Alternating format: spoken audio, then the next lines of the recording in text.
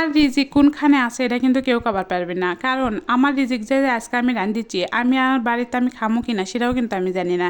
আবার দেখা যাচ্ছে যে তোমার বাড়ি যে তুমি রান্দা বেড়াতেছেন তুমি খাবিন দেখা সেটা যে তুমিই খাবিন এটা কিন্তু ব্যাপার না। দেখা যাচ্ছে তুমি সব কিছু রান্দা বেড়া রেডি করে রাখেছেন, তোমার বাড়িতে এমন এমন মেহমান সব চলে এলো আর তুমি হচ্ছে সেই খাবারটা খালি না, এটা হচ্ছে সব কিছুই রিজিক।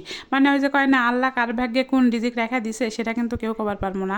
তো এই সকাল থেকে কিন্তু না খায় আয় আসি, এখন কিন্তু এতে ভাবি বারবার ডেকেছে খুদ ঘুগনি খাওয়া যাও। তো আমাদের এদিকে কিন্তু খুদ ঘুগনিটা খুবই খায়, আমি কি তেমন তেমন না রান্না পারি না কো।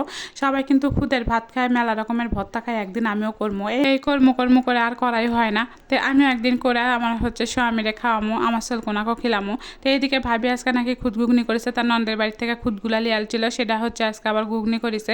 তো তাকে আমাকে খাওয়ার জন্য খালি ডাকপারি আছে। তো আমি বারবার লাগিয়েছি দেখে বারবার যাওয়া পারছি না।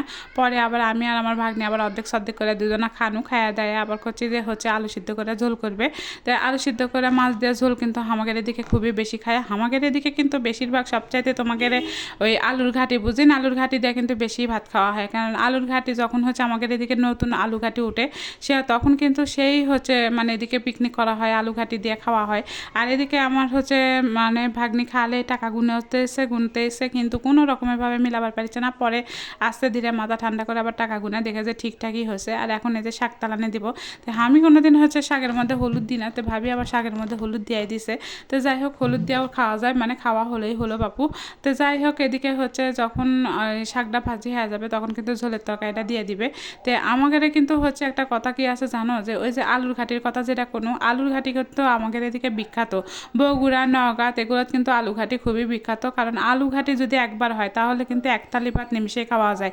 এদিকে তোমার মানুষ মরুক আর হচ্ছে বিয়া বাদি লাগুক তার মধ্যেও কিন্তু আলু ঘাটি চলে। আবার যখন পিকনিক লাগে তখনও কিন্তু আমাদের এদিকে আলু ঘাটি দিয়ে পিকনিক হয়। তো এটা হচ্ছে যখন এটা রান্না করে শীত পড়ে, মানে ওই যে নতুন আলু যখন উঠে না, নতুন আলু দিয়ে কিন্তু আমাদের এদিকে না হচ্ছে এই আলু ঘাটিটাই বেশি খায়। এখন পুরাতন হয়ে গেছে, এখন তেমন একটা খায় না, কিন্তু আলু ঘাটিটা সবাই খুবই পছন্দ করে। এটা বিখ্যাত হচ্ছে নওগাঁর এবং বগুড়ার হচ্ছে আলু ঘাটি। তো এই আলু ঘাটিটা একদিন তোমরা যদি চাওতে রেসিপিও দেখা মনে, কিন্তু হচ্ছে এটা যখন বেশি ভালো লাগে জানো, যখন হচ্ছে তোমরা ওই যে মজলিসে খাও, মজলিসে ভালো লাগে, বড় বড় ডেস্কিট করা হয়ে যে সবাই রান্ধে তখন কিন্তু বেশ ভালো লাগে, মানে এমন সুন্দর গন্ধ ছড়ায়, তোমার যদি এক পারাত রান্ধো তা আরেক পারাত গন্ধ ছড়াবে। তো যাই হোক আজকে আলু ঘাটি করবো না, সবার বাড়ির যেরকম আলু সিদ্ধ করে টমেটো দিয়ে ঝোল করে আজকে কিন্তু এটা সেটাই হবে। তো এদিকে গরম মশলা তেজপাতা যা যা লাগে সবই কিন্তু দিয়ে দেওয়া হয়েছিল, পেঁয়াজ তালানি দেওয়া হয়ে গেছিলো। এখন হচ্ছে আলু সিদ্ধ করে হচ্ছে রান্দার পালা। তো এই রান্দার কথা মনে হয় কিন্তু এই আলু ঘাটির কথা মনে হয়েছিল যে আলু ঘাটি একদিন তোমাকে আমি দেখাবো কেমন করে আমরা হচ্ছে আলু ঘাটি তৈরি করি। তো এই আলু ঘাটি তোমরা যদি একবার খায়া থাকেন তাহলে তোমরা মুখ থেকে আর হচ্ছে লড়াবার পারবেন না। আমাদের নওগাঁ কিন্তু খাওয়ার জন্য মানুষ বিখ্যাত, কারণ যত সবজি দেখা গেছে কি অন্যান্য এলাকাত যতই হচ্ছে আলু থাক না কেন আলু দিয়েই কিন্তু সবাইকে খাওয়া হয়ে যায়। আলু মাছ মাংস ডিম এগুলো থাকলে কিন্তু হয়ে যায়, কিন্তু আমাদের এদিকে এত মানুষ শাকসবজি পছন্দ করে।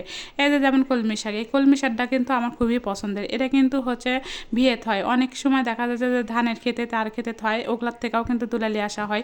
আমরা কিন্তু ফুটা খাওয়া শাক এমনি শাক সব কিছুই পছন্দ করি, তারপরেও কিন্তু হচ্ছে আমার শাকসবজি একটু বেশি পছন্দ খালে আমার না, আমাদের এদিকে যত মানুষের দেখবেন তুমি সব মানুষেরা কিন্তু একই কাজ, যে খালি সবাই হচ্ছে এই শাকসুক বেশি পছন্দ করে, সবজিটা বেশি পছন্দ করে। একদিন যদি কাঁচা তরকারি না থাকে, মানে কাঁচা সবজি যদি না থাকে, তাহলে ওই দিন সবাই কবে কি আজকে কী দেয়া রানবো, কিন্তু দেয়া দেখবেন ওই ঢাকাত কন আমার মায়ের বাড়িত কন সবখানে কিন্তু ওই হচ্ছে যদি আলু থাকে মাছ মাংস থাকে তাহলে কিন্তু আর কিছুই লাগে না। তো আমরা নওগাঁর মানুষ, তো আমরা নওগাঁর মানুষেরা খুবই কিন্তু হচ্ছে এই শাকসবজিটাই বেশি খেয়ে থাকি। তো অবশ্যই সবাই কিন্তু কমেন্ট করে কবেন আমার রান্নাখোনা কেমন লাগলো। আর রান্না কিন্তু আমার নিজস্ব যেগুলো রান্না সেগুলো কিন্তু আমি একদিন দিয়ে দিই মোহিনী। আর এদিকে খড়ি লাওয়ার অভাবে, মানে খড়ি কিন্তু গ্যারেজের মেলা আছে সেটার অভাবে কিন্তু এই যে রান্না হচ্ছে ওই মানে বস্তা বাস্তি দিয়ে মানে রান্না প্রায় শেষ। তো এদিকে রান্না তরকারিটাও রান্না হয়ে গেছে। তো রান্না কেমন হলো সবাই কিন্তু কমেন্ট করে কবিন।